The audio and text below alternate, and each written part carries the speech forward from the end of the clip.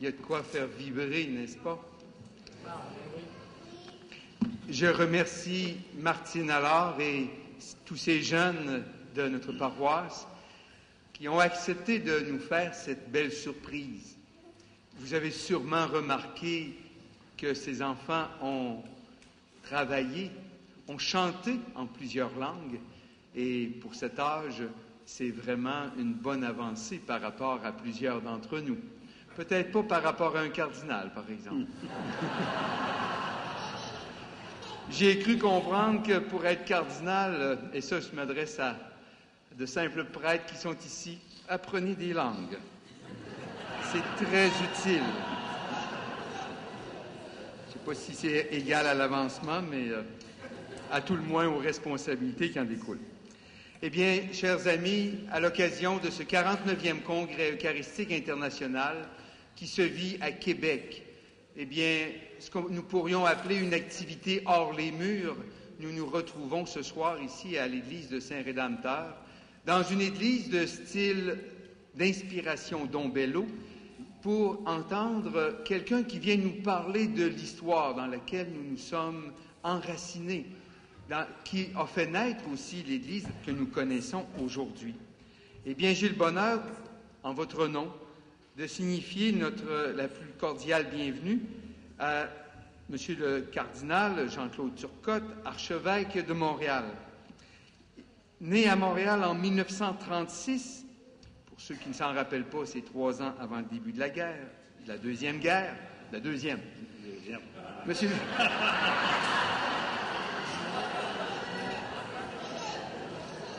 Monsieur Turcotte, Monseigneur Turcotte est ordonné en 1959. D'abord vicaire de paroisse, puis aumônier de mouvements de jeunesse. Il occupe ensuite diverses fonctions au niveau du diocèse, notamment en pastoral. Nommé évêque auxiliaire de Montréal en 1982, il en devient archevêque en 1990. Appelé du même coup à diverses responsabilités dans des instances de l'Église, il est élevé au rang de cardinal en 1994 et il est nommé par le Saint-Père membre du Conseil pontifical des communications sociales et de la Congrégation pour la cause des saints. Pasteur chaleureux et proche des organismes d'entraide de son diocèse, le cardinal Turcotte a aussi reçu de nombreuses distinctions civiles. Avant de vous donner la parole, Éminence, je tiendrai à vous rappeler ou à vous signaler, vous avez probablement lu plusieurs choses au niveau de notre histoire à nous, ici, dans la région. Eh bien, nous faisons partie de la nouvelle ville de Lévis. Saint-Rédempteur, Saint-Nicolas, Saint-Étienne, les 3 paroisses de l'ouest de la rivière Chaudière font partie de la nouvelle ville de Lévis depuis l'an 2000. Et celui qui a donné naissance à la grande ville de Lévis, non pas grande dans ses espaces, mais celui qui a donné tout son espace et sa place, c'est Monseigneur Joseph-David Désiel, qui, en 1919, à l'âge de 13 ans, entrait au séminaire de Saint-Sulpice à Montréal. Il était originaire de Masquinongé. Il n'a fait que 2 ans. Vous comprendrez probablement pourquoi. En 1921, il se dirigeait du côté de Nicolet. Eh bien, c'est en rendant hommage à des pionniers comme Monseigneur David Désiel et bien d'autres qui ont travaillé aussi sans nécessairement avoir le même renom, que nous vous laissons ce soir le soin de nous entretenir sur l'Eucharistie aux origines de l'Église du Canada. Et vous m'excuserez, je ne voudrais pas oublier, je sais que votre sens social est important. Il y a une dame qui est avec nous ce soir et qui a certaines difficultés de déplacement et qui réside du côté de l'Université Laval. Alors, si après la rencontre, il y avait quelqu'un qui allait de ce côté-là et qui serait prêt à l'accueillir dans son automobile, je vous invite à rencontrer celui qui est en plein milieu de l'allée à l'arrière, M. Rénal Goulet, un marié qui a travaillé à l'accueil ce soir. Donc, il pourra vous indiquer qui est cette personne à raccompagner s'il y a des personnes qui le peuvent. Alors, Éminence, Monseigneur Turcotte, bienvenue ici à Saint-Rédempteur et à vous la parole maintenant.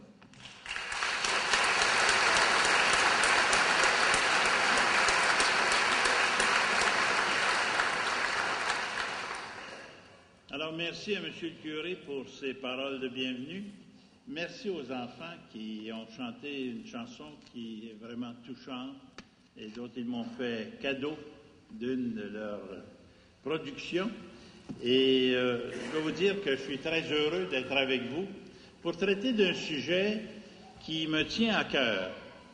Parce que, bon, je ne suis pas historien, moi. Je suis un pasteur, je suis quelqu'un qui s'intéresse aux personnes. Et je dois dire que je n'ai pas l'intention ce soir de faire une intervention inédite qui va enrichir l'histoire du Canada ou l'histoire de l'Église du Québec. Je n'ai pas ni cette compétence, ni cette prétention. Cependant, depuis très longtemps, moi, je m'intéresse à la vie des personnes qui ont créé non seulement notre pays, mais particulièrement l'Église d'ici. Et je vous avoue que j'ai développé à leur endroit une admiration, et je dois même dire une vénération extraordinaire, parce que on a une Église qui est encore aujourd'hui bien vivante, malgré ce qu'en disent et ce qu'en pensent plusieurs médias. Et c'est grâce à des personnes qui ont vécu dans des conditions excessivement difficiles, dont j'aimerais vous rappeler un peu les grands traits. Malheureusement, on connaît fort peu notre histoire. On sait que dans les écoles, on ne l'enseigne plus, et quand on l'enseigne, on se demande des fois si on ne serait pas mieux de ne pas enseigner ça. Et quand on regarde l'esprit de foi qu'avaient nos fondatrices et nos fondateurs, bien, on ne peut qu'être en admiration.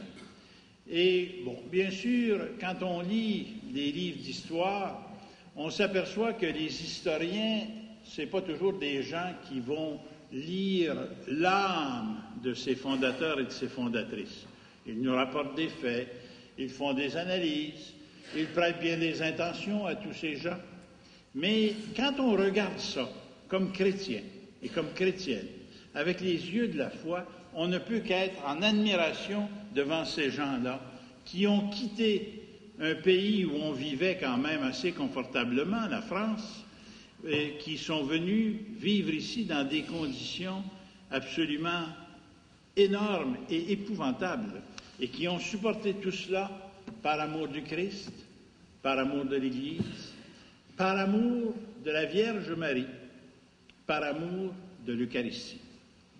Alors, c'est de cette découverte que j'ai fait en lisant des dizaines et des dizaines de volumes. Quand le cardinal Ouellette m'a demandé de traiter de cela, il m'avait entendu dans une réunion. Vous savez, il faut faire attention quand on parle dans les réunions. Des fois, on se dit, moi puis ma grande bouche, j'aurais été bien mieux de me taire. Mais j'avais fait l'éloge. Je venais de relire plutôt, la vie de Monseigneur de Laval. Une vie qui a paru en 1948 par l'abbé Gosselin. C'est vraiment une œuvre qui a encore de l'actualité. Et j'en avais parlé avec beaucoup d'admiration. Alors, mon Marc m'a accroché, puis il m'a dit, « J'aimerais ça que tu donnes une conférence au Congrès pour parler des origines de la dévotion eucharistique, enfin de l'Eucharistie, et dans notre histoire du pays. » Ce projet m'a vraiment emballé. J'ai commencé par consulter des savants historiens qui m'ont dit « Monseigneur, c'est une tâche énorme, avec un A. Nous autres, on ne peut pas se lancer là-dedans, on a trop peur de faire des erreurs. » Et finalement, ils m'ont laissé tout seul, avec une pile de bouquets. Mais je me suis dit, parce que j'ai une certaine tête de Québécois, que je ne qualifierais pas, je vais lire et je vais donner ce que je peux. Alors, évidemment, j'espère simplement une chose. Je ne vous apporterai pas grande lumière théologique. Vous avez des conférences, ceux qui viennent le matin. Là, le matin, on avait le Monseigneur Will qui nous a fait un témoignage. On va avoir demain, je ne sais pas qui, je pense que c'est Monseigneur Barbarin, le cardinal Barbarin. On a eu des témoignages de Jean Vanier, du père... C'est-tu Buffet, le Suisse, là, qui est un homme admirable. Je vous conseille de venir parce qu'il est vraiment bon, je le connais. Alors, moi, je ne suis pas un théologien. Hein? Je suis un gars pratique et je suis habitué de parler le langage que le monde comprenne. Je vais essayer de vous donner un témoignage qui, je l'espère, va vous aider à faire aimer ces fondateurs et ces fondatrices de l'Église du Canada. Bon, j'ai fait des choix, bien sûr. Vous savez, l'histoire du Canada, c'est très compliqué. Ça commence avec toutes sortes de choses. On dit que ça a commencé avec Jacques Cartier. Il y en a qui nous amènent d'autres, des explorateurs qui sont venus avant. Moi, je me suis dit, c'est le 400e de la ville de Québec. Nos origines, c'est français. Bon, il y en a eu d'autres, tant mieux. Mais nous, on va creuser ce qui fait notre spécificité à nous, Québécois, c'est d'être des descendants de la Nouvelle-France.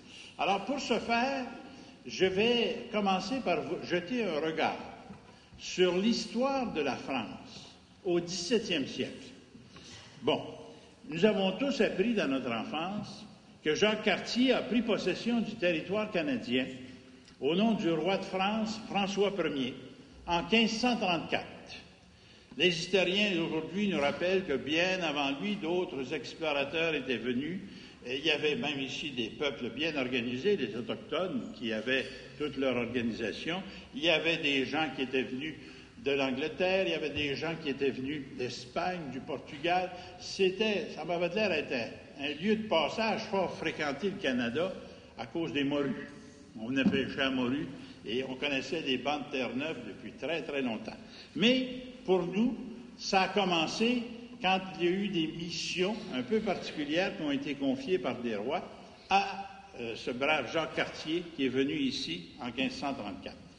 Et à cette époque, les grands explorateurs amenaient toujours avec eux des missionnaires, des gens qui... il y avait plusieurs raisons à cela. Il y avait des raisons d'évangélisation pour évangéliser les peuples autochtones, mais aussi, il y avait peur de mourir. Alors, c'était commode d'avoir un prêtre pour se confesser avant de partir pour le grand voyage. C'était comme ça à l'époque. Alors, on traînait toujours quelques missionnaires avec nous, qui étaient des gens souvent extraordinaires. Alors, je n'ai pas l'intention de faire l'historique de toutes les tentatives de peuplement du Nouveau Monde ou d'établissement d'églises catholiques. À l'occasion du 400e anniversaire de Québec, mes réflexions vont porter sur la période de fondation en 1608 et après. Quand on regarde comment a été créé Québec, bon, en 1534, Jacques Cartier avait un peu exploré le Canada. C'est Champlain, en 1608, avec quelques compagnons, il était 21, je pense, qui sont venus fonder Québec. Ils sont arrivés en plein été, le 3 juillet. Il faisait beau, un beau climat. Alors, mais je pense qu'il savait que l'hiver serait dur. Alors, sa première tâche, ça a été d'installer sa petite colonie au pied du Cap Diamant, de se construire une maison. Oh, c'était pas un château, hein? La maison mesurait 5 mètres par 6 mètres. Puis à côté, il y avait une espèce de grand magasin de 12 par 6, où ils consentaient bien passer l'hiver. Ils se sont installés à 28 dans cette maison. Il y a eu pas mal de misère. Vous savez peut-être qu'on a même, Champlain a dû faire face à une tentative d'assassinat. On chicanait encore entre protestants et catholiques. Alors, il semblerait que les protestants trouvaient Champlain pas assez de leur côté.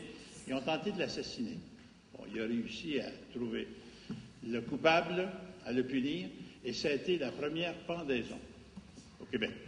On commençait bien. Là, l'hiver a commencé, et ça a été un vrai hiver, probablement aussi pire que celui que j'avais eu cette année. Si bien qu'au printemps, des 28 qu'ils étaient, il n'y en avait plus que 8. 20 sont morts durant l'hiver. Toutes sortes de maladies. Scorbut, d'abord, on ne savait pas comment se protéger. Et si bien que, quand on regarde ce qui est devenu Québec, c'est des débuts qui sont fort modestes pour une ville qui fait maintenant notre fierté. D'où venaient ces aventuriers? Qu'est-ce qui les motivait? Comment ont-ils donné naissance à un pays et à une Église? C'est grâce aux missionnaires qui les accompagnaient. Autant de questions auxquelles je vais essayer de répondre en jetant un regard sur cette France du XVIIe siècle. Bon, ceux qui connaissent l'histoire savent que le XVIe siècle a été, c'est les années 1500, un siècle épouvantable de guerres religieuses. C'est au XVIe siècle qu'est né le protestantisme, avec les divisions de l'Église. Et à l'époque, ça jouait dur, hein? On s'entretuait au nom de la religion. Et la naissance du protestantisme en Europe, c'est au XVIe siècle, avec des pays complets, l'Allemagne, la Suisse et même la France. L'Angleterre, c'est venu un peu après. Les guerres de religion, qui ont fait des milliers et des milliers de morts. L'Inquisition, vous entendez parler des fois, qui était surtout du côté espagnol, mais on attachait quelqu'un puis on le faisait avouer n'importe quoi. Bien sûr, quand tu tortures quelqu'un, c'était pas gai. Tout cela, ça avait laissé dans beaucoup de nations des blessures profondes. Et la France, elle, avait été profondément marquée au XVIe par ces guerres de religion. De 1559, après la mort d'Henri II, jusqu'à la pacification de la France par Henri IV en 1598. Henri IV, vous vous souviendrez, c'est ce roi protestant qui s'était converti et qui avait dit cette phrase célèbre, « Paris vaut bien une messe ». Ben, c'était pas un motif de conversion très très fort, mais quand même. Ça a donné quand même à la France le désir de créer l'unité politique, et il s'est servi pour ce faire de tous les moyens dont il disposait, dont la religion. Il s'est appuyé sur les gens qui étaient des religieux, et ils ont éliminé, hélas, pas toujours avec des moyens bien convenables, les protestants. Et la France est devenue une nation vraiment catholique. À ce point d'ailleurs qu'au XVIIe siècle, Daniel Rops, qui est un historien, qui a écrit toute une histoire de l'Église, a pu qualifier la France du XVIIe siècle du grand siècle des armes. Il y avait eu au XVIe siècle le Concile de Trente, terminé en 1563. Ça a pris un certain temps à produire des fruits, parce que l'Église a réagi contre la division avec les protestants, tout cela, et on a fait vraiment une réforme de l'Église. Les évêques français ont pris du temps à embarquer dans la suite du Concile de Trente, mais dans les dernières 20 années du XVIe siècle, ils ont vraiment fait un effort magnifique pour essayer de réformer l'Église, de la ramener à de meilleurs sentiments, et ils ont appuyé évidemment les rois de France à cette époque. Leurs efforts ont permis un renouveau extraordinaire de la religion en France. D'abord, renouveau de l'enseignement religieux. Il y a eu un catéchisme, le catéchisme du Concile de Trente, qu'on étudiait encore quand j'étais jeune, mais ça fait longtemps, ça. C'est il y a 60 ans. Il y a eu également une grande transformation de la formation des prêtres. C'était l'époque de la création des séminaires, les eudistes, les sulpiciens. C'est tout au XVIIe siècle que ces choses-là se sont faites. La réforme des communautés religieuses, les Récollets, par exemple. Les Récollets, vous en entendez parler dans l'histoire des Récollets, c'était des franciscains qui avaient décidé de réformer un peu leur communauté et qui, pour ce faire, faisaient des récollections. Et c'est comme ça qu'on les appelait les Récollets, ceux qui faisaient des récollections, donc des réflexions spirituelles pour améliorer leur rendement. Il y a eu également la création de nombreuses communautés religieuses d'hommes et de femmes. C'est au XVIIe siècle qu'ont été créées beaucoup de communautés qui existe encore et qui nous marque profondément. Ce renouveau de la France a fait naître une élite religieuse, n'ayons pas peur des mots, des groupes de prêtres, d'évêques, de religieux, de religieuses et de laïcs absolument extraordinaires. Des gens qui ont eu une influence capitale sur la création de l'Église du Canada. Je donne quelques noms pour vous rappeler un peu des gens dont vous avez peut-être entendu parler, de cette élite religieuse du XVIIe siècle. François de Sales, l'évêque d'Annecy et de Genève, qui a converti des protestants par la douceur. Jeanne de Chantal, qui a fondé les Visitandines, qui était une âme qu'avait éclairé François de Sales. Le cardinal de Bérulle, Pierre de Bérulle, le fondateur de l'Oratoire. Pierre de Condren, qui était son successeur à l'Oratoire. Vincent de Paul, entendu de Saint-Vincent de Paul, un homme extraordinaire qui venait d'un milieu très pauvre et que même les historiens d'aujourd'hui ont qualifié de premier ministre des Affaires sociales de France, tellement il avait étendu l'aide sociale à la France. Louise de Marillac, qui a fondé les Sœurs de la Charité. Vous savez, les sœurs, là, les Flying Nuns, non? Vous venez de ça à la télévision? Alors, il y avait un grand chapeau comme ça. Alors, les Sœurs de la Charité qui ont été la première communauté qui n'était pas cloîtrée. Enfin, ils n'étaient pas enfermés dans un couvent, mais ils étaient sur le terrain avec les gens. Jean-Jacques Ollier, mon maître, puisque je suis un ancien des Sulpiciens. Saint-Jean-Eudes, le fondateur des eudistes. Et je termine ici cette énumération, bien que je pourrais ajouter bien d'autres noms. Et je vous rappelle que du XVIIe siècle, 27 Françaises et Français ont été déclarés par l'Église ou bienheureux, ou bienheureuses, ou saints ou saintes. 27. Autant au XVIe, ça avait été le siècle de l'Espagne, avec Ignace de Loyola, avec Thérèse d'Avila, avec Jean de la Croix, autant le XVIIe siècle pour l'Église. Ça a été le siècle de la France. Et cette élite catholique qui découvre la grande ignorance religieuse, ces gens-là, assez étrangement, étaient tous en contact les uns avec les autres. Quand vous étudiez la vie de ces gens-là, vous voyez que Vincent de Paul, par exemple, était un dirigé de François de Sales. Jean Eudes avait reçu des conseils de M. Ollier. M. Ollier lui-même avait été éclairé par Vincent de Paul. Il y avait une espèce de relation entre tout ce monde-là qui correspondait les uns avec les autres, qui s'encourageaient dans la foi et qui échangeaient et se stimulaient à devenir de meilleurs chrétiens. Et une des choses qui les a frappés le plus, c'était l'immense ignorance religieuse qu'on avait en France. Vous savez, au début du XVIIe siècle, la France était un pays rural.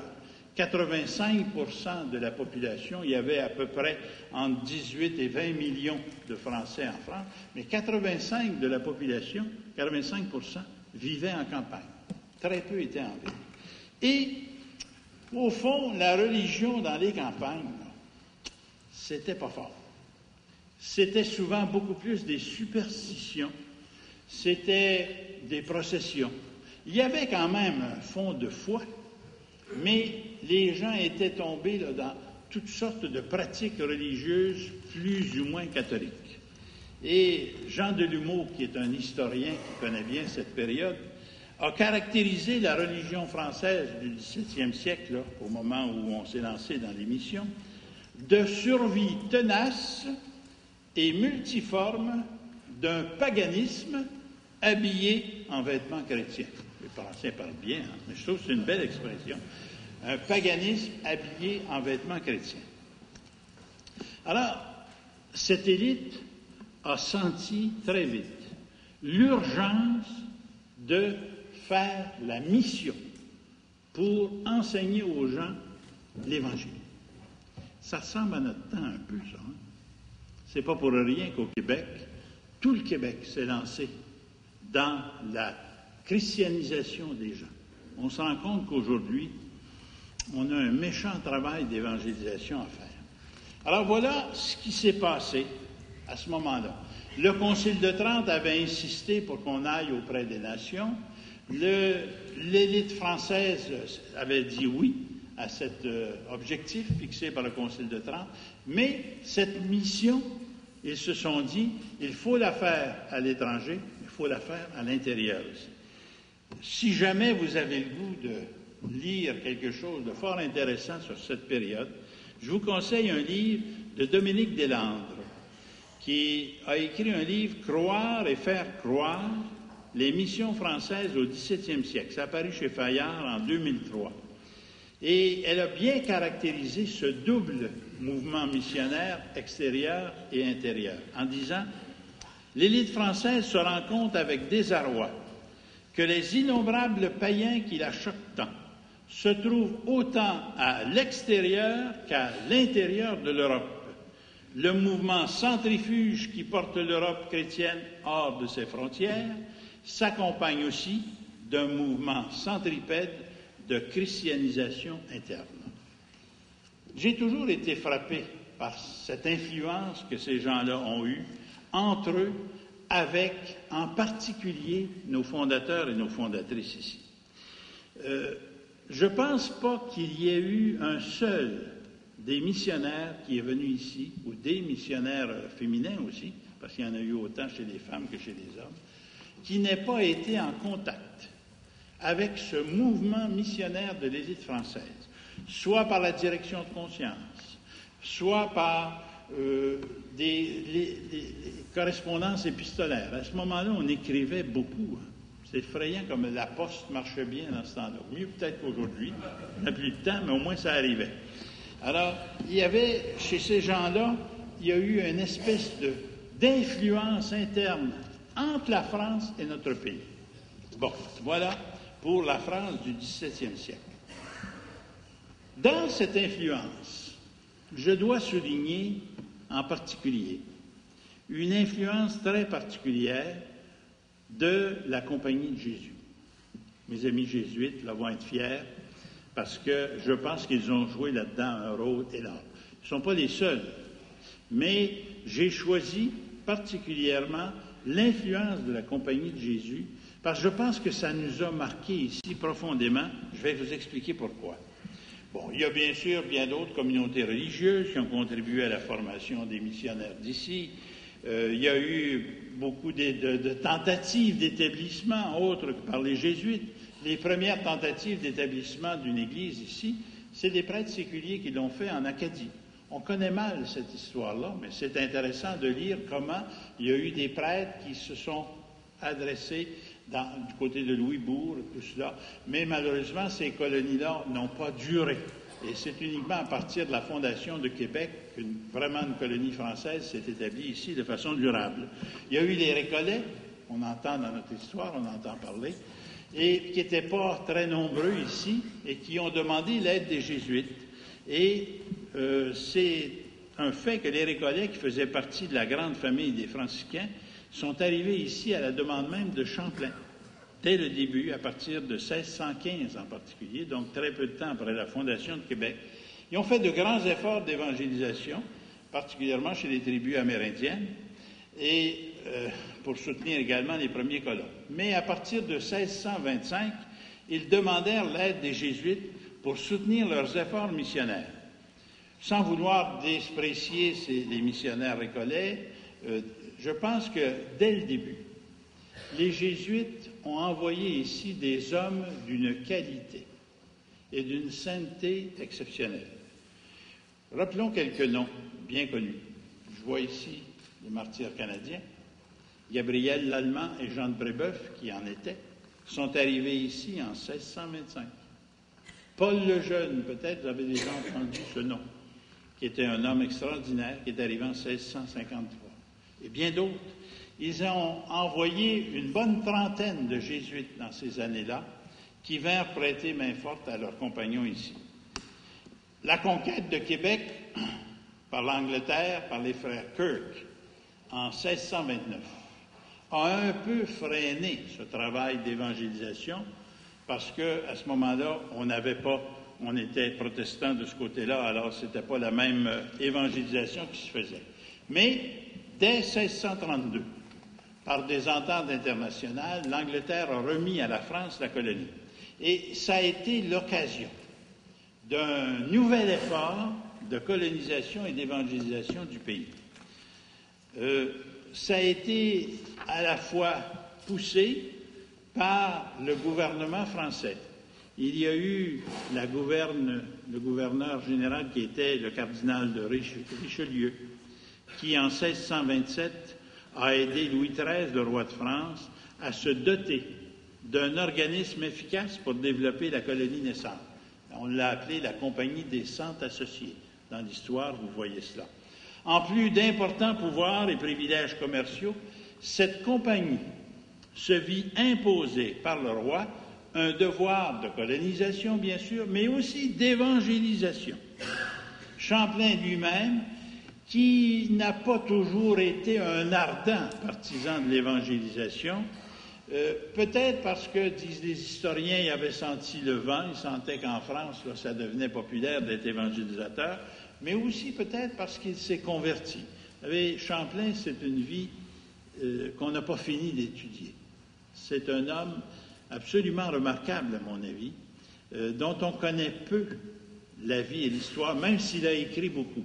On a beaucoup d'interprétations sur lui. Son mariage avec Hélène, qui avait 12 ans. C'était jeune un peu pour se marier, mais ça a l'air qu'il n'a pas resté avec tout de suite, par exemple. Inquiétez-vous pas là-dessus. Le fait qu'il est mort peu de temps après être devenu le premier gouverneur du Canada, je pense qu'il est mort dans les années 1637, il avait été nommé en 1632, et Champlain a donné aux Jésuites un devoir de colonisation et d'évangélisation fort important. Et cette responsabilité, les Jésuites l'ont conservée même après la mort de Champlain pendant une trentaine d'années. Ils ont fait ici un travail absolument remarquable. Bon, sans vouloir minimiser l'influence des autres communautés religieuses, en particulier de mes maîtres à moi qui sont les Sulpiciens, qui sont arrivés ici en 1657, je pense, au Canada, à Montréal, mais leur action a été plutôt limitée ici, même s'il y a eu des missionnaires. Quand je dis ici, là, je parle du diocèse de Montréal, et qui ont fêté en 2007 le 350e anniversaire de leur arrivée. Il y a un livre, d'ailleurs, qui a été fait à cette occasion, que vous pouvez lire, une présence de... Qu'est-ce que c'est le titre? De pouvoir et de discrétion. Ça décrit bien mes maîtres, les Sulpiciens, qui étaient des hommes de pouvoir, mais étaient discrets, et qui ont laissé leurs traces de façon remarquable dans la ville de Montréal. Mais il reste que les Jésuites, j'aimerais m'arrêter un peu sur l'importance de leur influence. Bon, rappelons quelques noms de ces gens-là. J'aimerais commencer par les martyrs canadiens. Isaac Jogues, Jean de Brébeuf, Charles Garnier, Gabriel Lallemand, Antoine Daniel, Noël Chabanel, René Goupil et Jean de Lalande.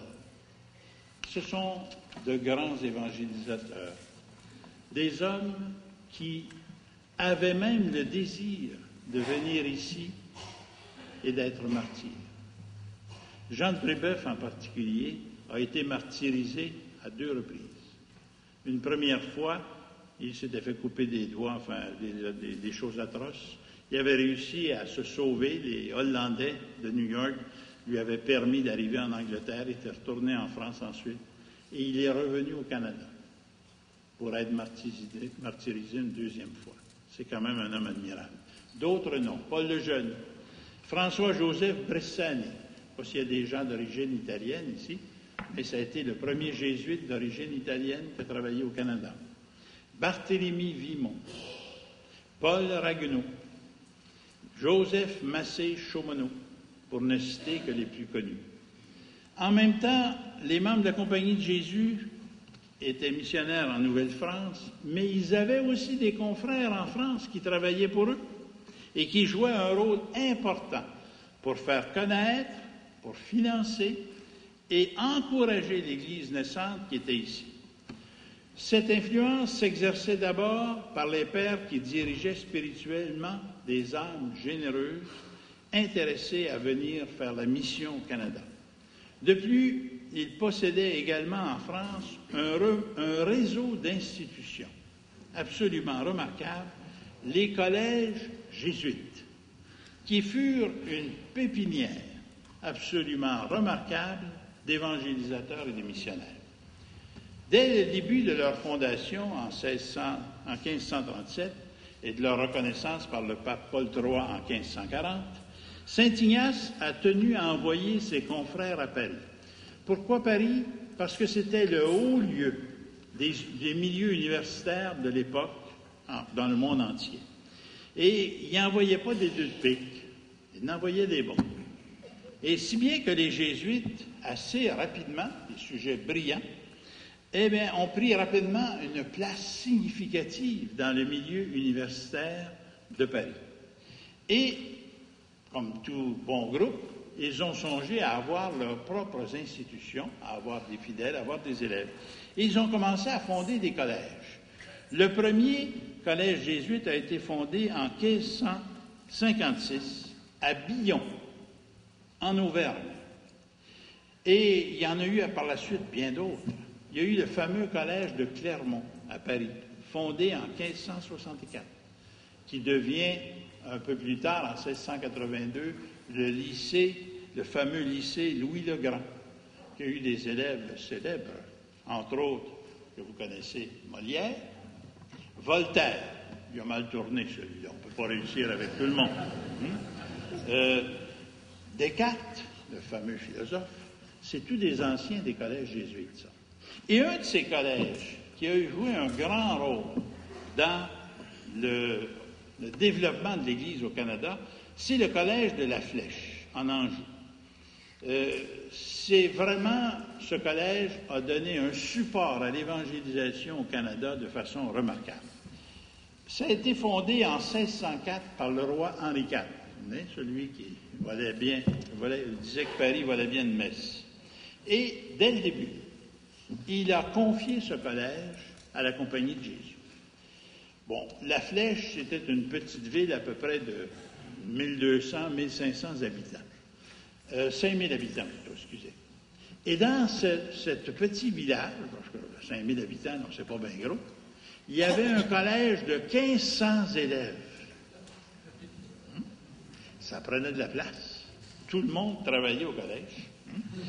Il y avait, dans les 1500 élèves, il y avait 500 externes qui probablement demeuraient dans les familles. Et ce collège-là occupait une place importante dans la cité. Et citons parmi les anciens célèbres du collège de la Flèche, Jérôme de la Dauversière, le baron de Fancan, qui ont été à l'origine du projet de fondation à Montréal de Ville-Marie, de Monseigneur François de Laval, qui est un ancien des Jésuites, on y reviendra plus tard. Et dans les diverses maisons jésuites, en particulier dans ces collèges, on entendait chaque année, avec impatience, le récit des missionnaires de la Nouvelle-France, récit connu sous le nom de Relation des Jésuites.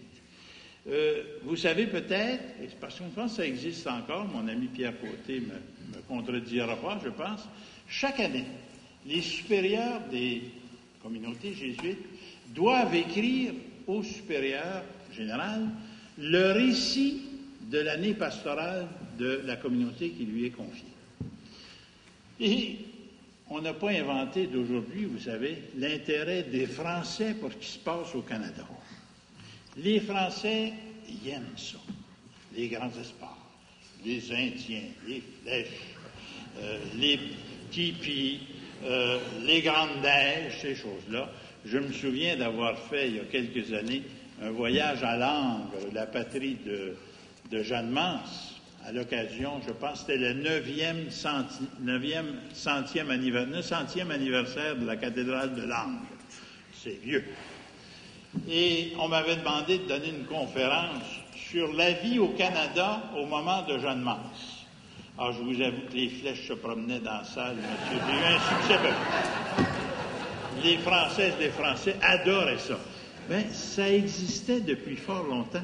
Et chaque année, quand les relations arrivaient dans les collèges jésuites, on lisait ça avec passion. C'était vraiment un des best-sellers de l'époque. Alors, un grand nombre de membres de cette élite religieuse de la France du XVIIe siècle se nourrissaient de cette lecture.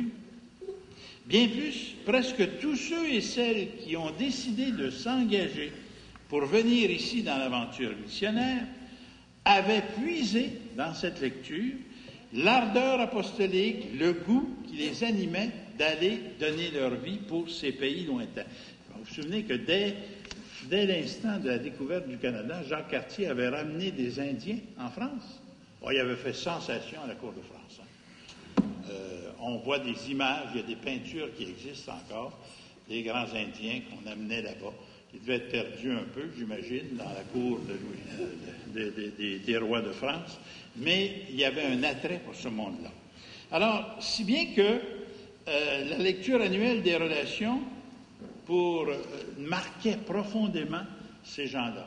Et les Jésuites étaient à l'affût des âmes généreuses qui avaient le goût d'aller servir dans ce coin-là, étant donné que leur père était là-bas. Alors, il y a eu aussi l'influence d'un groupe qui existait chez les collèges jésuites, qu'on appelle les congrégations mariales. Je vous en parlerai plus longuement un peu plus loin. Et quand je regarde un peu toute cette influence, tout ce désir missionnaire, tout cet amour de Jésus-Christ qui animait ces gens-là, je vous avoue que moi, qui est un homme de foi, je ne suis pas un historien, je suis en admiration devant la générosité de ce que ces gens-là avaient. Alors, voilà un peu une introduction un peu longue, mais je pense pour comprendre notre histoire, il faut bien comprendre l'histoire de l'Église française qui nous a fait naître. Après cette introduction, pour exposer le contexte de la France et l'influence bénéfique de la Compagnie de Jésus, voyons maintenant comment cette influence a donné naissance à deux des traits, à mon avis, inséparables de l'Église chez nous, la dévotion à Marie et la dévotion à l'Eucharistie.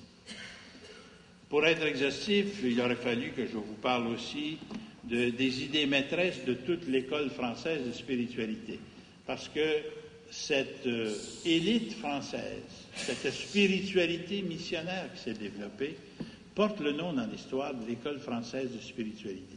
Il n'y a pas rien que les jésuites qui en faisaient partie.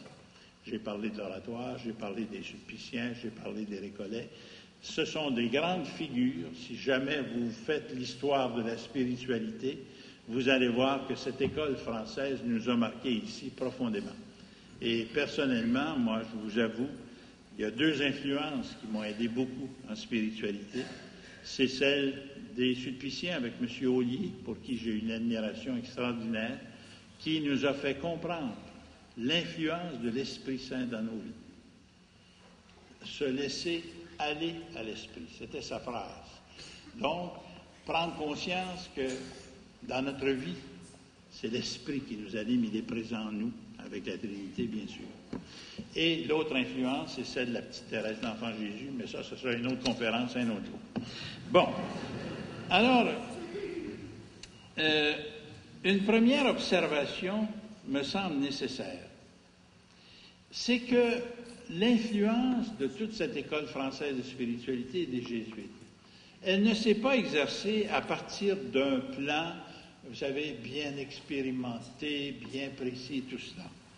Elle vient plutôt des convictions profondes des gens qui étaient animés par cet effort spirituel. Tout au cœur des missionnaires de ceux qui sont venus fonder l'Église d'ici. De là, mon admiration et que j'espère vous communiquer pour ces gens-là. Parce que, je le répète encore, on n'a pas idée comment c'était difficile à l'époque de quitter le confort relatif de la France, où il y avait quand même un développement. Bon, il n'y avait pas d'avion, il n'y avait pas de télévision, ces choses-là, mais on y vivait quand même une vie assez facile, particulièrement dans les villes, pour venir s'installer ici, au début de la colonie. Vous savez, moi j'ai une admiration sans borne pour nos ancêtres. Nos ancêtres dans l'Église, mais nos ancêtres aussi dans la colonisation. Avez-vous une idée de ce que ça prenait de courage à l'époque pour venir avec une hache, couper des arbres, arracher des souches pour faire des terres? Ceux qui ont vu la série de Duplessis à la télévision se souviendront peut-être d'une scène qui m'a beaucoup touché. On voit Duplessis qui est à l'hôpital et dans une de ses crises éthyliques, reçoit la visite du premier ministre Godbout, qui avait repris le pouvoir. Et Godbout, qui était un intellectuel, se met à critiquer les Canadiens français. Et on voit Duplessis se choquer noir dans son lit d'hôpital. Ne viens jamais critiquer nos ancêtres. Ils ont eu un courage que t'as pas puis que j'aurais pas jamais. Il fait une crise, puis là, ils font venir l'infirmière parce qu'il manque de mourir. Mais je pense que ça définit bien le courage de ces gens-là. Et imaginez la vie des missionnaires. S'il y en a parmi vous qui ont lu les Relations des Jésuites, le courage que ça prenait pour vivre avec les Autochtones à l'époque, qui étaient des nomades, qui vivaient sous la tente, en plein hiver. Le problème, je me souviens d'avoir lu une description, comment ils faisaient pour endurer la fumée. Parce que dans les tentes, il fallait bien qu'ils chauffent. Il n'y avait pas encore développé bien gros les tuyaux de poêle. Ils vivaient dans la boucane. Et c'était, je ne me souviens plus quel jésuite racontait comment les difficultés qu'il avait, les yeux lui brûlaient et tout ça. Alors, c'était des conditions de vie épouvantables, des conditions de nourriture épouvantables aussi, puis changer de lieu, aller dans la neige et tout cela. Alors, je pense que ça demandait un courage de ces gens-là pour vivre dans un monde aussi hostile que le nôtre. C'est vrai de nos ancêtres et on doit être fiers d'eux. Et je vous avoue que, personnellement, moi, je suis très fier de nos ancêtres dans la foi et dans la civilisation.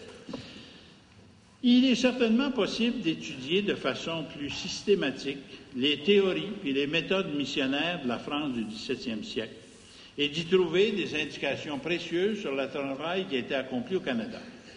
Si, encore une fois, on pourra à cet effet consulter l'œuvre magistrale de Mme Deslandres de l'Université de Montréal, qui a fait une thèse là-dessus qui est remarquable.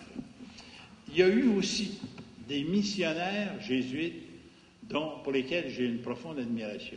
Vous avez peut-être entendu parler de Matteo Ricci, qui a évangélisé la Chine au XVIIe siècle.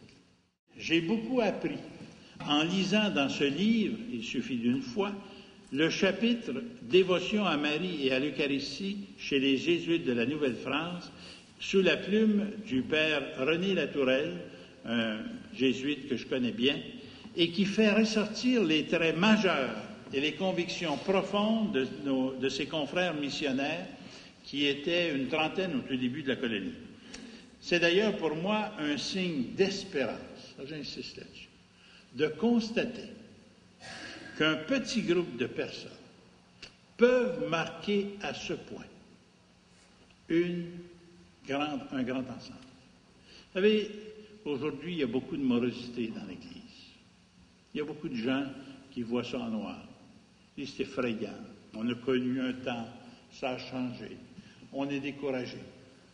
On oublie, quand on regarde l'histoire de l'Église, qu'il suffit que Dieu inspire quelques individus pour changer complètement la réalité. Et je ne vous cache pas, moi, que c'est souvent la source de mon espérance, dans les temps difficiles qu'on traverse. Il y a des petites pousses vertes qui s'en viennent, qui nous annoncent une Église qui va nous surprendre. Et c'est pourquoi j'aime l'histoire du début de la colonie, parce que ça nous inspire beaucoup quand on regarde ça d'un peu plus près. La première et la plus importante des convictions, la priorité absolue, je dirais, de ceux qui, dans leur vie quotidienne, sont venus fonder l'Église ici, c'est la conviction de la présence de Jésus-Christ dans leur vie. Ces gens-là avaient un amour de Jésus-Christ extraordinaire. Beaucoup de ces gens-là avaient été formés à l'école des Jésuites, avec les exercices. Vous savez, la méthode de Saint Ignace, pas très compliquée. Hein? Il nous disait, quand vous priez, Jésus devant les yeux, il faut imaginer ce que Jésus a vécu. Jésus dans les mains, ce qu'il a fait. Jésus dans le cœur, ce qui nous transforme. Et ils avaient développé un amour très particulier pour Jésus-Christ et pour son Évangile. Une conviction qui les transportait énormément. Et pour eux autres, c'était important de consacrer toute leur vie à Jésus-Christ qu'ils avaient découvert comme un ami. J'aime bien, moi, rappeler le synode sur l'Amérique que j'ai vécu avec d'autres évêques et qui a produit un texte que j'aime bien, ne serait-ce qu'à cause de son titre, mais aussi pour son contenu. C'est la rencontre de Jésus-Christ vivant. Chemin de conversion, chemin de communion, chemin de solidarité en Amérique. C'était ça le programme de ces gens-là. Ils avaient rencontré Jésus-Christ vivant. Leur vie avait été complètement changée, avait été convertie. Convertie, là, pas parce que c'était des mécréants, mais complètement tournée de bord. Convertir, ça veut dire retourner. Ils s'étaient rendus compte qu'on ne pouvait pas vivre ça tout seul, donc la communion était pour eux très importante. Et la solidarité avec les pauvres. Et ces gens-là avaient compris ça. C'était une vie totalement consacrée au Christ, qui a marqué profondément les missionnaires qui nous ont vraiment fondé l'Église ici. Et un des traits de cet engagement, c'était aussi un amour pour la Vierge Marie. Ça, vous savez, on est très Mario. C'est vrai à Québec comme à Montréal. À Montréal, il y a 54 paroisses qui ont comme titulaire une dévotion mariale. J'ai toutes les Notre-Dame possibles. Notre-Dame des Champs, Notre-Dame des Neiges. On en a même une qu'on appelle Notre-Dame de la Sacoche, là, mais ça, c'est une farce. Parce que l'église ressemble à une sacoche. Mais ça n'a rien à voir. Mais ici à Québec, c'est pareil. Vous avez des paroisses consacrées à Marie. C'est extraordinaire. Et ça nous vient de nos ancêtres, qui avaient une confiance dans la Vierge Marie extraordinaire. Il n'y a rien de mieux pour illustrer cette conviction que ce qu'on appelait le fameux serment des Jésuites qui allaient missionnaires en Nouvelle-France. Je vous cite le texte de ce serment. C'est en vieux français, là, je corrigerai certaines expressions un peu anciennes, mais c'est intéressant d'entendre le serment qu'il prêtait. « Mon Dieu et mon Sauveur Jésus, nous vous promettons et faisons vœu, comme à la Sainte Vierge, notre Mère et son glorieux époux, Saint Joseph, de célébrer 12 fois dans les 12 mois suivants le sacrifice de la messe, dévotion eucharistique, pour ceux qui sont prêtres et pour les autres, de réciter 12 fois le chapelet de la Vierge et l'honorer, et en action de grâce de son Immaculée Conception. On est au 16e siècle, là. L'Immaculée Conception, ça a été déclaré dogme en 1854, 200 ans après. Et de jeûner tous la veille de sa fête, en vous promettant en outre que si on érige quelque église ou chapelle stable dans ce pays, c'est de là que viennent nos dévotions mariales, nous la ferons dédiée à Dieu sous le titre de l'Immaculée Conception. Et le tout pour obtenir de la bonté de notre Seigneur la conversion de ses peuples par l'entremise de sa Sainte Mère et de son Saint Époux. Recevez cependant empérière des anges. Empérière, c'est le féminin d'empereur. On emploie ça beaucoup aujourd'hui. Empérière des anges et des hommes, les cœurs de ces pauvres barbares abandonnés. Tous les missionnaires qui venaient ici prêtaient ce serment. D'innombrables exemples de fidélité à ce vœu solennel jalonnent l'histoire des institutions d'Église créées au Canada. Vous comprendrez qu'étant archevêque de Montréal, que je ne peux pas ne pas signaler la création de la ville qui m'est confiée, qui s'appelait Ville-Marie. Pas grand monde qui se souvient de ça, avant de s'appeler Montréal. Puis qui était, vous savez, c'est amusant de voir, quand vous lisez la première constitution de la ville de Montréal, par un groupe qui a été fondé par vraiment des saints authentiques, on lit dans la constitution de la ville un extrait des Actes des Apôtres, 2:42. Souvenez-vous des 4 fidélités. Fidélité à l'enseignement des apôtres, à la fraction du pain, à la communion fraternelle et aux prières. On mettait ça dans la charte de la ville. On a oublié ça un peu aujourd'hui, Pas sûr que les maires se souviennent encore des fidélités de l'origine. Mais moi, je suis fier de ça. Et les gens de Montréal le savent, je ne me gêne pas pour invoquer Notre-Dame de Ville-Marie. Parce que pour moi, c'est important de rappeler ses origines.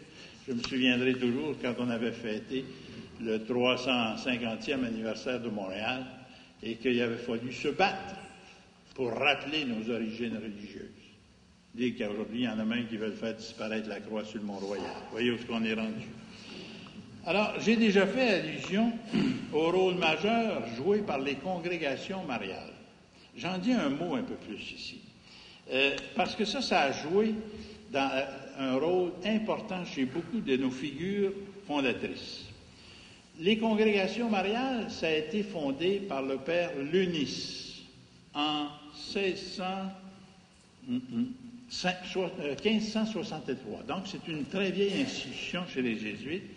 Cette institution a connu un essor remarquable. Tous les collèges de la Compagnie de Jésus, en France comme ailleurs, ont mis sur pied cette institution.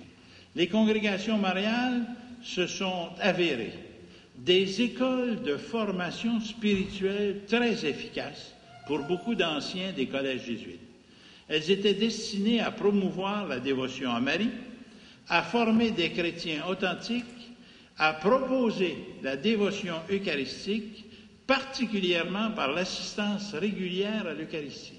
Ça a été les premiers qui ont prôné l'assistance de l'Eucharistie tous les jours. La communion fréquente, alors que souvent en France, on était janséniste et on communiait une fois par année. C'était pas beaucoup. Les communautés mariales, les congrégations mariales prônaient la communion fréquente. Et elles se prolongeaient dans l'adoration eucharistique et également par la pratique des œuvres caritatives, particulièrement auprès des pauvres et des malades.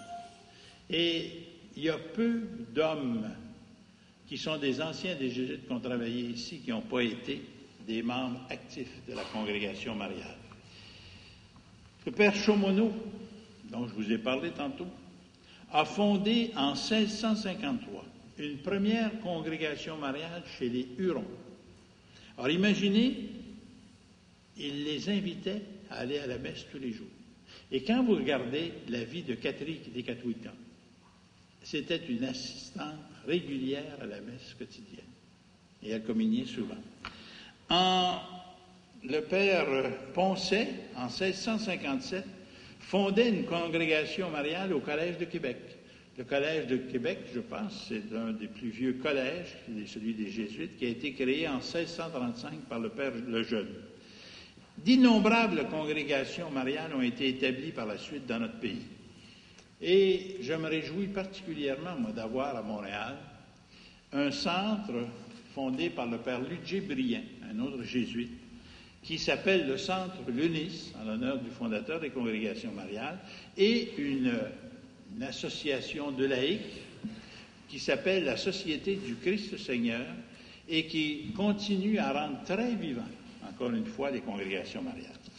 Alors, le père Chaumonot, en particulier au Canada, s'est fait le propagateur de la dévotion mariale et eucharistique. Si bien qu'un de ses grands biographes, le père Carayon, a pu écrire de lui, durant 14 ans, il a été occupé d'un continuel et ardent désir de procurer des enfants spirituels à la Mère de Dieu pour donner des frères au Fils de Dieu. Un désir du moins aussi constant et aussi fort de voir Dieu honoré par tous dans l'Eucharistie le tenait comme attaché au pied de l'autel. Ça vient du livre « Il suffit d'une fois ». Ajoutons que le père Chaumonot était aussi fort inspiré par l'école française de spiritualité. Il connaissait bien les écrits de Jean-Jacques Ollier, que lui fournissait son directeur spirituel, le sulpicien Gabriel Souard.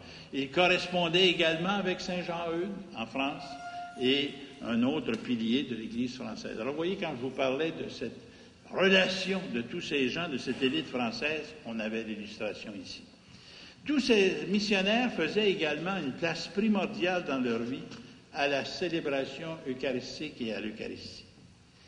Contraints souvent à un grand isolement, vivant au milieu de peuples aux coutumes et à la langue et à la culture fort éloignés des leurs, on comprend facilement que la présence du Christ à l'Eucharistie au tabernacle leur était d'un soutien essentiel. La chapelle, où ce qui en tenait lieu, c'était un lieu de refuge réconfortant pour eux. Brébeuf, qui était aussi un grand mystique, avait cette réflexion fort significative.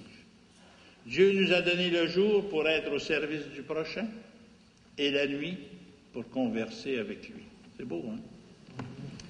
Il n'est pas surprenant de constater que tout ce qui concernait le saint sacrifice de la messe, la présence réelle, l'adoration, ait été pour eux d'une importance primordiale. Les conditions difficiles de leur apostolat, on n'a qu'à lire les relations pour s'en convaincre, faisaient de la chapelle un refuge qui pour eux apparaissait proche du ciel. J'aime raconter à cet égard une anecdote, qui ne date pas de ce temps-là, mais qui est postérieure, qu'on prête à Masnod. Masnod a vécu, a fondé les Oblats beaucoup plus tard, c'est au 19e siècle. Mais il savait d'avance, quand il a envoyé ces Oblats ici au Canada, comme missionnaires, qu'ils allaient aller dans le Grand Nord, chez les Indiens, chez les Inuits, chez les Esquimaux, et qu'ils travailleraient souvent seuls et isolés, dans des conditions difficiles.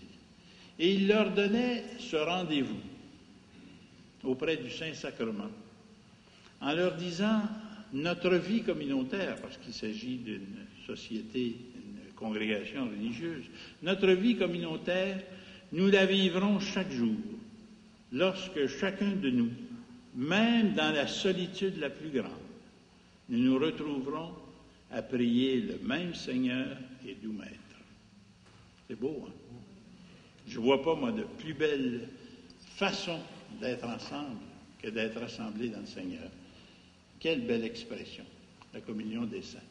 Et je me souviens d'avoir dit à des journalistes un peu trop curieux qui voulaient savoir comment ça se passait, une élection du pape, un conclave, et de leur avoir dit, écoutez, pour moi, les moments les plus forts de ce conclave, c'est le soir, après les votes, après le vote, parce qu'on a eu qu'une soirée, on s'est retrouvés 50, 60 cardinaux dans la chapelle. On ne se parlait pas, on ne se concertait pas. On parlait au même Dieu qui était là, pour lui demander de nous éclairer. On disait toute la même chose, mais on ne se parlait pas entre nous. On était unis par la foi. Et au fond, un journaliste qui disait « Vous avez élu le pire des candidats, hein? Effrayant, vous avez manqué votre coup. » Moi, j'ai répondu « L'Esprit Saint a, lui, remporté la bataille. » Et c'est ça qui est important. Alors, cette dévotion à l'Eucharistie s'exprime pleinement dans l'agir des missionnaires et a marqué profondément l'Église d'ici. Les Jésuites ont prôné dans les missions indiennes, par exemple, de leurs institutions, l'assistance à la messe quotidienne. La communion fréquente, à cette époque, n'était pas très répandue, et pourtant les missionnaires encourageaient leurs fidèles à la communion hebdomadaire tous les dimanches.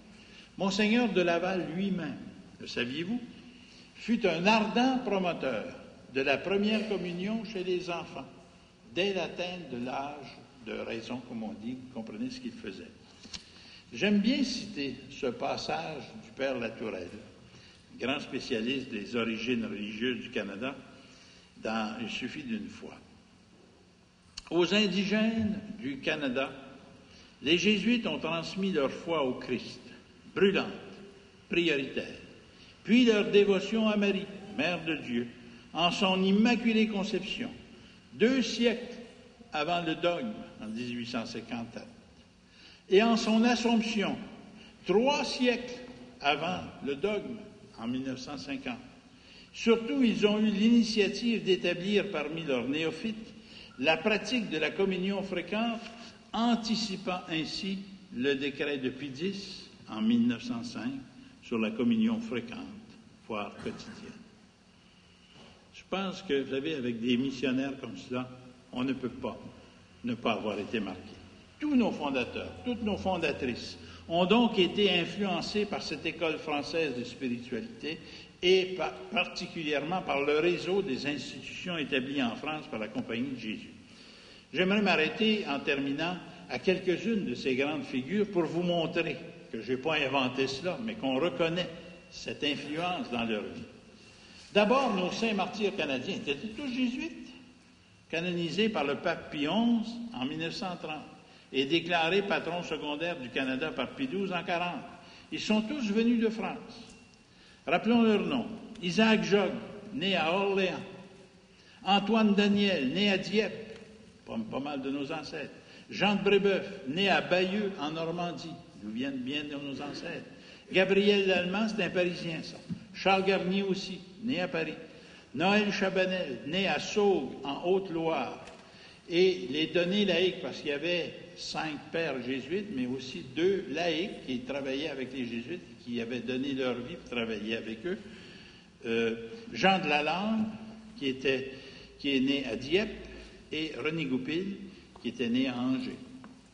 Le premier évêque de Québec, Monseigneur de Laval, Montmorency Laval, né à Montigny-sur-Arve, dans le diocèse de Chartres. Il fit ses études classiques, je vous l'ai déjà dit, au Collège de la Flèche. Ensuite, il est allé pour ses études théologiques, encore chez les Jésuites, au Collège de Clermont à Paris. Il est ordonné prêtre à 24 ans et, bien que nommé archidiacre du diocèse d'Évreux et chargé de plus de 150 paroisses, il fait faire son travail, comme ça se faisait souvent à l'époque, par des prêtres qu'il avait engagés pour ce faire et qu'il payait. Lui, il exerce à Paris avec un père jésuite, le père Bagot, et l'Association des bons amis, un groupe né de la congrégation mariale du Collège de Clermont, un apostolat auprès des pauvres et des malades. C'est là qu'il voulait se consacrer. C'est au sein de cette association que le fameux père Rode, dont je vous ai parlé, qui avait évangélisé l'Indochine, avait décidé de faire nommer des administrateurs apostoliques, des évêques, pour les 3 grandes provinces de l'Indochine, le Tonkin, la Cochinchine et l'Indochine à l'époque. Et comme il faisait partie du réseau jésuite, il s'est informé où est-ce qu'il y avait des gens susceptibles d'aller comme évêques dans ces pays-là et d'aller comme missionnaires, bien sûr. Et on lui a signalé ce groupe des bons amis du père Bagot. Et il a choisi 3 hommes. Monseigneur de Laval, un dénommé Pic, un dénommé Fallu, pour être les premiers évêques de l'Indochine. Malheureusement, le pape Innocent X, qui avait donné son accord, est décédé. Il a fallu remplacer le pape par Alexandre VII. Ça a retardé la nomination de tout ce monde-là.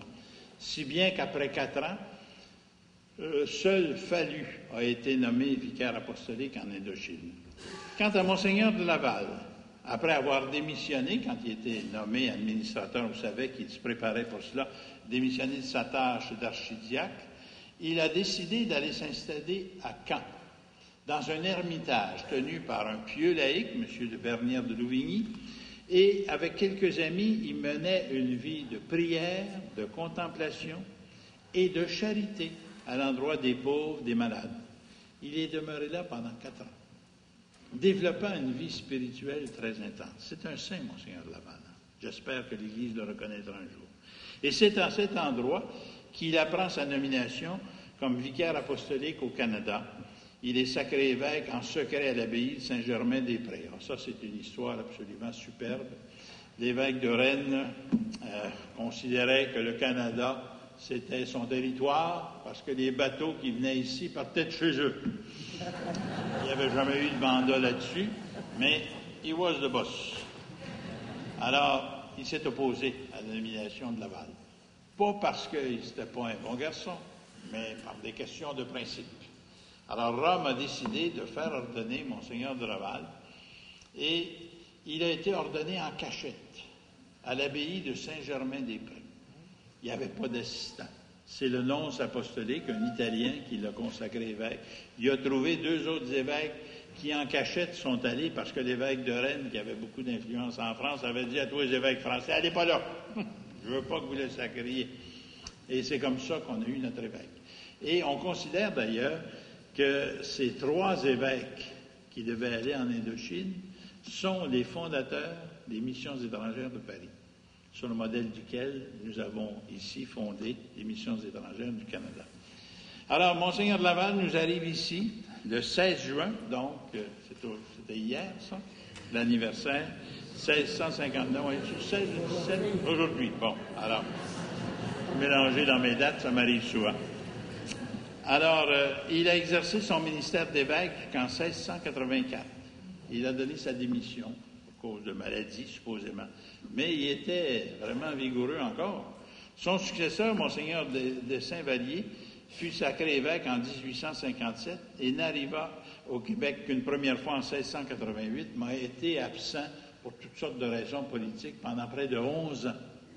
Et c'est Monseigneur de Laval qui administrait le diocèse de Québec. Il est mort en 1708, donc entre 1684 et 1708, ça fait pas mal de temps, servant d'auxiliaire à son successeur, qui avait des idées très différentes des siennes, mais avec une obéissance remarquable. Et c'est le pape Jean-Paul II qui l'a déclaré bienheureux en 1980. Parmi les fondatrices de l'Église du Canada, il convient de mentionner celle que Bossuet, le grand Bossuet, appelait la Thérèse de la Nouvelle-France. Pas la petite Thérèse, la grande Thérèse. Parce que la petite Thérèse n'était pas au monde dans ce temps-là. La bienheureuse Marie de l'Incarnation. C'est une vie absolument extraordinaire. Marie Guyard, c'était son nom, est née à Tours en 1599. À 17 ans, elle épouse Claude Martin, un négociant de soie, qui décède 2 ans plus tard. Elle avait donc 19 ans, la laissant veuve avec un fils âgé de 6 mois. Claude, qui deviendra plus tard bénédictin et même prieur de son abbaye. Après avoir liquidé les affaires assez mal en point d'ailleurs de son mari, elle va vivre chez sa sœur, qui est mariée à un monsieur Paul Buisson, un marchand et voiturier qui était à la tête d'une très grosse entreprise. Et Marie Guyard se révèle une femme d'affaires absolument extraordinaire. Si bien que Paul Buisson a décidé de prendre sa retraite assez jeune. Liberté 55, ça existait dans ce temps-là aussi. Et il a confié à Marie le soin de son commerce. Elle avait à traiter avec des voituriers, des débardeurs, parce qu'il fournissait des fournitures au bateau. C'était pas un monde facile, hein, mais elle avait une poigne extraordinaire. Mais en même temps, ce qu'on ne savait pas, c'est que cette femme d'affaires développait une vie intérieure, une vie de contemplation absolument remarquable et désirait faire une religieuse. Alors, malgré cette carrière dans le commerce, elle a vécu sa vie spirituelle, une vie consacrée à Dieu. Et en 1631, après avoir confié son fils à la famille de sa sœur, elle entre chez les Ursulines. En 1633, elle prononce ses vœux de religion. Et sous la direction d'un père jésuite, le père Georges de la Haye, elle commence à écrire sa vie et les faveurs spirituelles reçues de Dieu depuis l'enfance. Son fils Claude est confié par sa sœur aux jésuites, où il fera son cours au Collège d'Orléans. Elle découvre le Canada grâce à la lecture des Relations des pères jésuites. Elle fait la rencontre par l'intermédiaire du père Poncet de Madame de la Pelletrie, une riche veuve qui désire partir en mission en Nouvelle-France. Et le 4 mai 1639, Madame de la Pelletrie, Marie de l'Incarnation et 2 de ses compagnes, ainsi que 3 hospitalières, s'embarquent pour le lointain Canada, donc avant Monseigneur de Laval. On connaît la carrière extraordinaire de cette femme remarquable. Fondatrice de communauté, contracteur et architecte, parce que c'était une femme d'action, éducatrice absolument hors pair, des jeunes filles de colons, mais des indiennes aussi, mystique et écrivaine spirituelle. On a retrouvé près de 258 de ses lettres écrites à travers le monde à son fils, à ses directeurs spirituels, qui sont d'une spiritualité aussi belle que celle de la grande Thérèse d'Avila. En plus, elle était traductrice de dictionnaires en 2 langues indiennes, le huron et l'algonquin. Il n'y a pas des langues faciles. Elle a trouvé le temps de faire tout cela. Elle a connu un rayonnement absolument exceptionnel, tant en France qu'au pays. Elle décéda en 1672, à 73 ans, et fut déclarée bienheureuse par le pape Jean-Paul II en 1980. Marie de l'Incarnation, retenez ce nom. Une autre figure marquante des institutions religieuses d'alors a pour nom Marie-Christine de Saint-Augustin. Catherine de Lompré, c'était son nom de fille, naquit le 3 mai 1632 à Saint-Sauveur-le-Vicomte, petite ville de Normandie. Elle fut adoptée par ses grands-parents maternels, les Delaunay-Jourdan, et la paroisse de Saint-Sauveur, dans laquelle elle vivait, était desservie par les pères jésuites. Il y avait là le père Malherbe, qui était un ami de la maison et qui venait souvent leur rendre visite. C'est dans ce foyer très chrétien, auprès de ses grands-parents, très religieux et charitables, que grandit la petite Catherine. Toute jeune, elle développa une vie spirituelle hors de l'ordinaire. Il y a des gens comme ça qui sont favorisés par Dieu, se consacrant à l'âge de 10 ans à la Sainte Vierge. Elle a connu Saint Jean-Eudes, qui est venu prêcher dans sa paroisse pour une retraite et qui l'a marqué. Elle fut dirigée par des pères jésuites. Et destin assez exceptionnel, elle entra au couvent des Hospitalières de Bayeux à l'âge de 12 ans et demi. C'est presque incompréhensible. Acceptée d'abord comme postulante, elle devint novice en 1646 et prit le nom de Catherine de Saint-Augustin. Et elle développa très jeune le désir d'aller en mission au Canada, encore une fois, sous l'influence des Jésuites et des relations. Les Hospitalières étaient au Canada depuis 1639, on l'a vu avec Marie de l'Incarnation. Les 3 premières avaient fait la traversée avec Marie de l'Incarnation. Et en 1647, le père Vimont était retourné en France pour recruter de nouvelles hospitalières pour prendre soin de l'hôpital. Il frappa à la porte du couvent de Bayeux et Catherine, bien sûr, s'offrit aussitôt. Elle eut à vaincre l'opposition de ses parents, qui refusaient de la voir partir, ça se comprend. Elle était toute jeune. Elle n'avait que 16 ans. Elle voulait venir au Canada. Et c'est le 17 avril 1948, alors qu'elle n'avait que 16 ans, que ses parents ont lu la Relation des Jésuites et qu'ils ont décidé de la laisser aller. Avec 2 compagnes et le père Vimont, elle prit le bateau à La Rochelle le 31 mai. Après une traversée épouvantable. Savez-vous, dans ce temps-là, ça prenait 3 mois faire la traversée. Et si tu avais le mal de mer, là, je te dis qu'il n'y avait pas grand-chose qui restait en dedans. Surtout que l'eau potable, c'était pas de l'eau en bouteille. Puis la nourriture, il fallait mettre bien des épices pour pas que ça goûte le pourri. Bon. Et elle débarqua à Québec le 19 août 1648. Elle fut dirigée spirituellement par un saint jésuite, le père Ragnaud, qui sûrement un jour connaîtra peut-être d'être reconnu comme bienheureux. Il fut son premier biographe. Grâce à ses différents directeurs spirituels qui lui demandèrent d'écrire ses pensées spirituelles, nous pouvons connaître l'évolution de sa sainte vie. Elle meurt à 36 ans et jouit dès sa mort d'une réputation de sainteté extraordinaire. Monseigneur de Laval dira à l'homélie de ses funérailles: « Je n'ai pas besoin des choses extraordinaires qui se sont passées en elle pour être convaincu de sa sainteté. Ses véritables vertus me la font parfaitement connaître. » Et elle fut béatifiée par le pape Jean-Paul II en 1989. Une autre québécoise. Étant originaire de Montréal, je ne voudrais pas non plus oublier dans la liste des piliers de notre Église canadienne, Sainte-Marguerite Bourgeois, qui est née à Troyes, en Champagne, le 17 avril 1620. Elle entra à 20 ans dans une congrégation externe du monastère de la Congrégation de Notre-Dame, vouée à l'éducation des filles.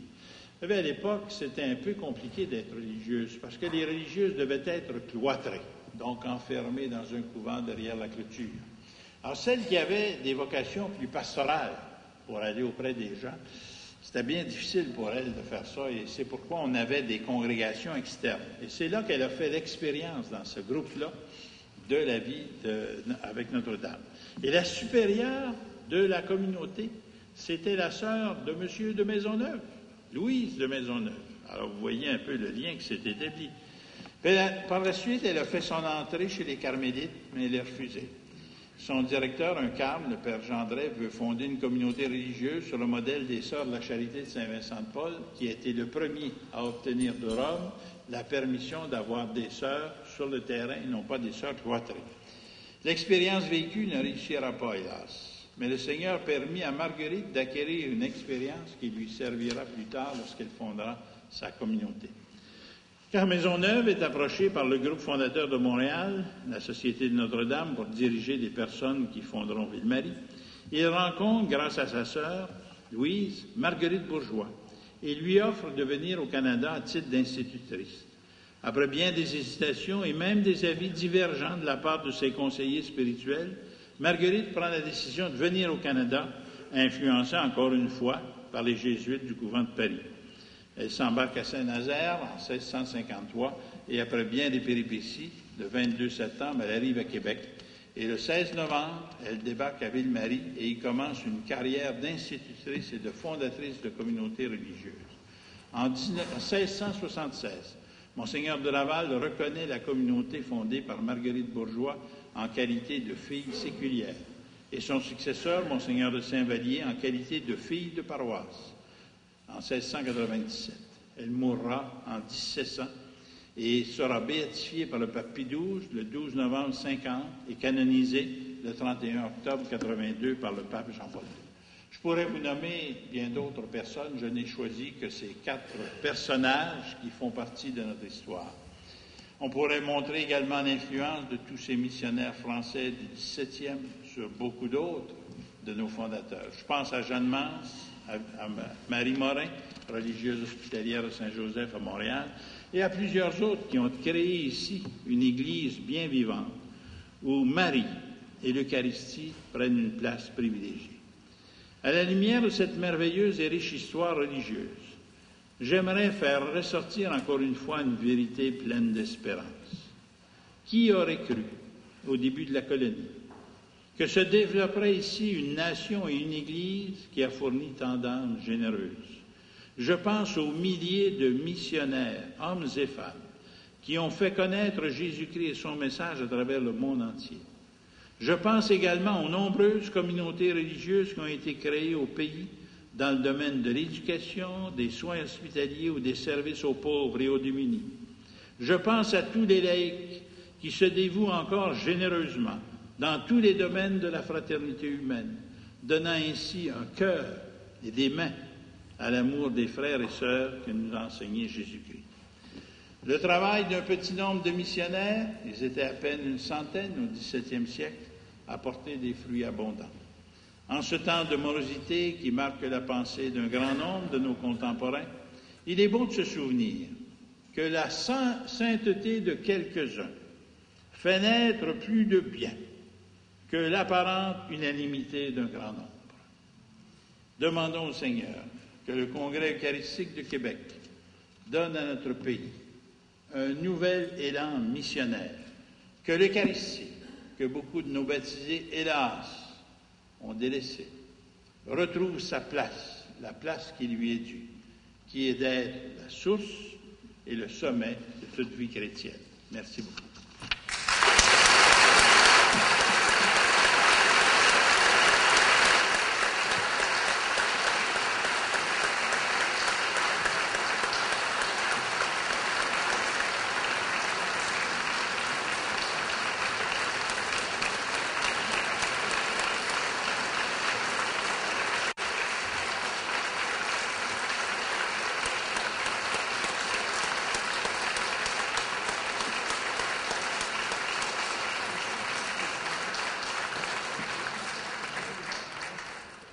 Monseigneur Jean-Claude Turcotte, on reconnaît chez vous cette admiration et cet enracinement que vous avez vous-même dans notre terroir québécois.